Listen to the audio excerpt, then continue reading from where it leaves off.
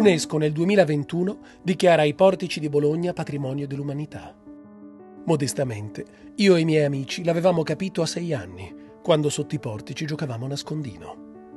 Non avremmo saputo dirlo, però lo sentivamo che quei 62 chilometri di portici rappresentano un caso unico di spazio intermedio fra dentro e fuori. Sotto i portici sei in strada, ma anche in casa. Sei fuori, ma sei dentro. All'aperto, ma col tetto sopra.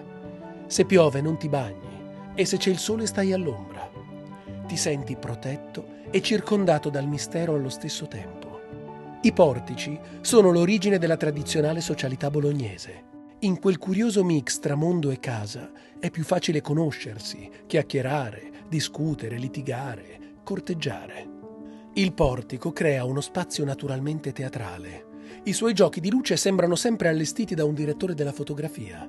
Per questo fare belle foto sotto i portici è facilissimo. Ci riescono tutti.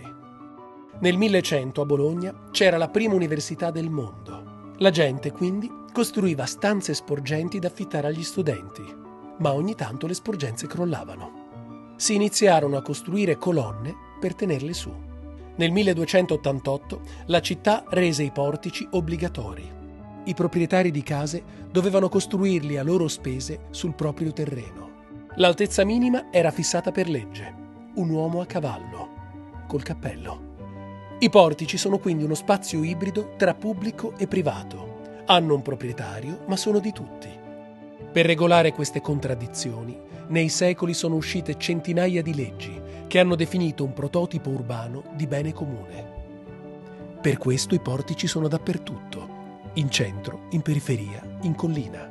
Quindi grazie UNESCO per questo riconoscimento importantissimo. Però scusate, ho una critica.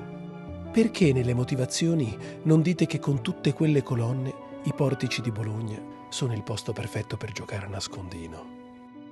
Bologna, Emilia-Romagna, Italia.